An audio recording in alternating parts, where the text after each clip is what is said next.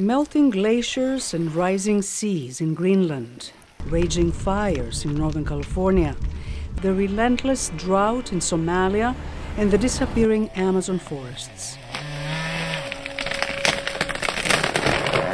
The virtual reality series called Ice, Fire, Famine, and Feast by filmmakers Eric Strauss and Danfeng Dennis immerses viewers into the extremes of Earth's changing climate.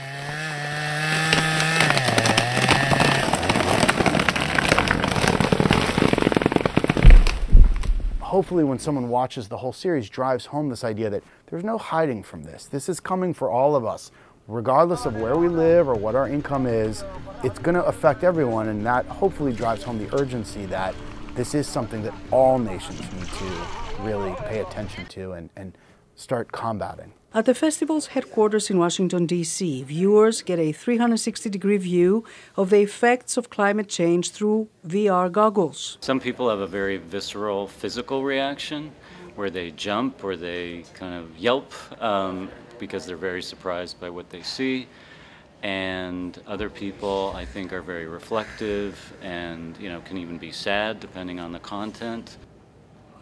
Viewer James Willard describes the experience of watching the installment Feast about the deforestation of the Amazon rainforests to make space for industrial-sized cattle ranches to satisfy the global appetite for beef.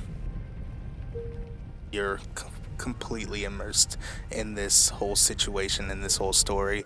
You're facing these animals eye to eye and watching them as they're marching basically towards their death. The film needs no dialogue.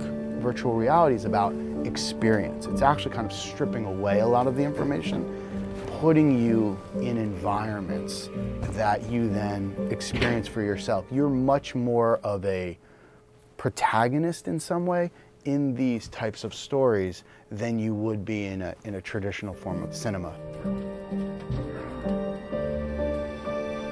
Another viewer, Patricia, has just watched Famine, the episode that looks at the effects of extreme drought in Somalia.